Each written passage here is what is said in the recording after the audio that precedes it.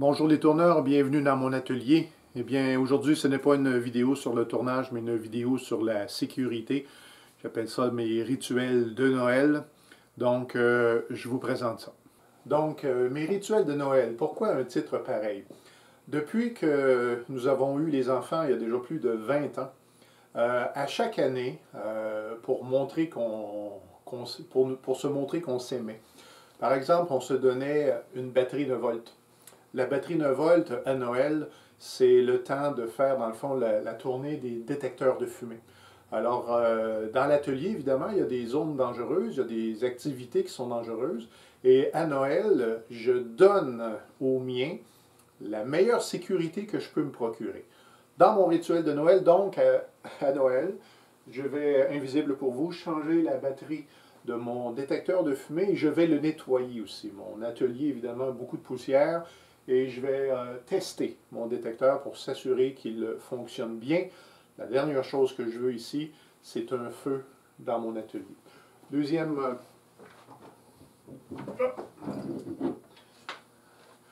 et ici je plaide coupable et je m'occupe de ça dans quelques instants. Je vais aussi m'assurer que mon extincteur est en condition. Et en fait, je l'ai fait une fois et je vais le refaire cette année. Au lieu de l'apporter bêtement au magasin pour faire l'entretien, je vais aller dehors. Nous, au Québec, on est dans la neige et je vais jouer avec. Je vais enlever la goupille et je vais faire sortir la poudre, histoire de regarder comment il se comporte. Est-ce qu'on a une propulsion fantastique? Pas du tout. Pour être capable, si jamais il y avait urgence dans l'atelier que je dois m'en servir, connaître, savoir à quoi m'attendre. Et donc, lorsque je l'aurai utilisé, je l'apporte au magasin, au spécialiste, et il va faire il va remplir à nouveau, et puis il sera en fonction. Bon, je plaide coupable parce que ça fait quelques années que je ne l'ai pas fait. Cette année, c'est sur la to-do list.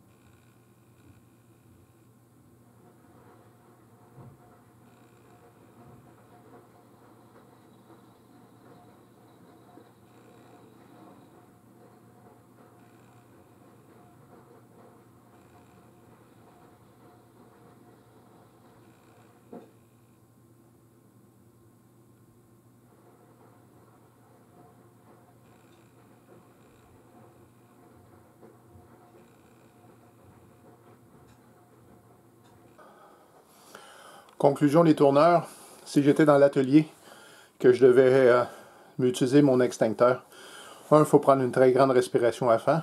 Probablement qu'on va être sur le cardio, fait que on va respirer là. Il faut mettre un masque, en fait.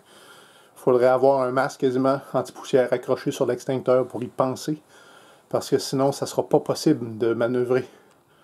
Je suis content de l'avoir essayé et de m'être rappelé ce que c'était.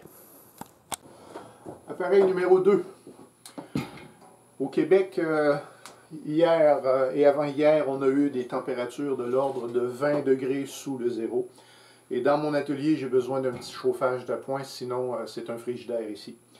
Dans ma sécurité, eh bien, en fait, c'est déjà fait, mais c'est de nettoyer avec de l'air comprimé, enlever la poussière. Encore une fois, cet appareil, l'été, ne fonctionne pas. Et remarquez qu'il n'est pas, dans mon cas, suspendu au plafond. Au contraire, il est même au plancher. La chaleur monte. Alors, j'envoie la chaleur au plancher, et puis, naturellement, elle remonte. Et à mon sens, à moi, j'ai de meilleurs résultats. J'en profite aussi pour communiquer une information. Ces appareils-là ont un petit thermostat à l'arrière. Et puis, lorsque j'ai acheté, il y a quelques années déjà, ce chauffage d'appoint, j'étais en train de partir avec la boîte, et il y a un monsieur qui dit « Est-ce que je peux me permettre de vous déranger? » J'ai dit « Oui, absolument. » Et ce monsieur me raconte que lui, il est un maître électricien et qu'il a déjà travaillé pour des compagnies d'assurance ou quelque chose qui ressemble à ça. Et il m'a dit combien de fois c'est arrivé que les gens laissent brancher un appareil comme ça, peut-être dans le garage ou dans l'atelier, et puis à un moment donné, le thermostat a fait défaut et ça a pris en feu. Et quand il y a eu l'inspection, eh bien évidemment, la prise, elle était dans le mur. Alors, c'est bien écrit dans les instructions, ou lisez vos assurances, que ces appareils-là doivent être débranchés, sauf en cas d'utilisation. Et alors, à ce jour, c'est ce que je fais. Donc, cet appareil, il est débranché. Je ne fais pas confiance au thermostat, je pourrais le dire comme ça. Quand je suis dans l'atelier, je le branche, je réchauffe le tout, et quand je quitte, j'enlève. Et si jamais j'avais une température vraiment hors de l'ordinaire ici, eh bien, je le branche d'avance, 1 heure d'avance, et puis quand je viens dans l'atelier, c'est chaud. Ma recommandation, ne laissez pas vos appareils de chauffage d'appoint branchés en permanence. Si le feu prend, vos assurances vont sauter sur l'occasion pour vous trouver en faute. Alors, toujours dans le but d'offrir à ma famille un environnement sécuritaire pour eux et pour moi, je tiens à avoir la santé la meilleure possible, le plus longtemps possible. Et dans le domaine du tournage, eh bien, vous êtes familier avec des masques anti-poussière. Pour Noël, je m'achète, c'est mon rituel, de nouvelles cartouches, de sorte que, peu importe,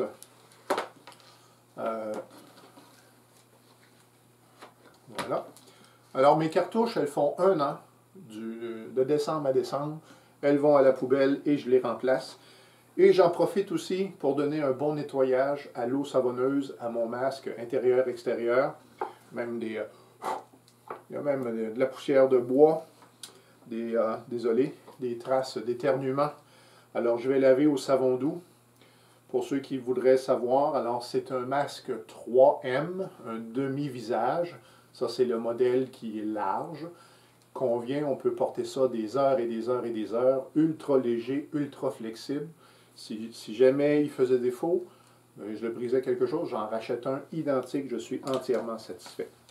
Faites à noter, les cartouches, les belles cartouches roses, ont le petit code P100.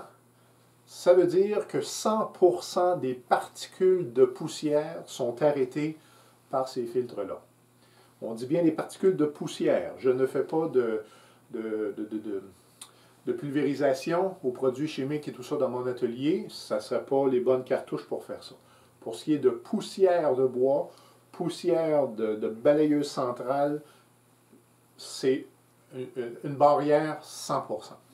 Alors, les vieilles vont à la poubelle et puis les nouvelles seront installées et mon masque sera nettoyé.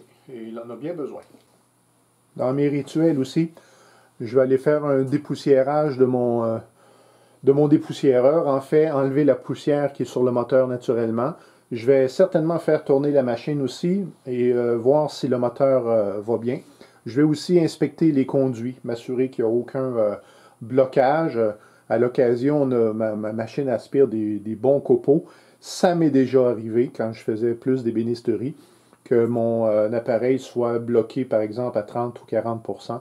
Alors, je vais m'assurer que tout tourne rond et que tout fonctionne très bien, que le moteur n'est pas en difficulté. Caché discrètement derrière ma scie à ruban et à côté de ma dégauchisseuse, j'ai mon purificateur d'air. Il s'agit de 6 filtres qui filtrent l'air de mon atelier. Alors, pour Noël, j'achète 3 nouveaux filtres. Ceux qui sont en arrière vont aller en avant et les nœuds vont aller en arrière et j'assure ainsi une sorte de rotation pour avoir la meilleure qualité d'air. Donc, un résumé de mon petit rituel de Noël pour assurer au mien la sécurité et à moi-même la santé. Alors, batterie neuve pour tous les détecteurs de fumée de la maison.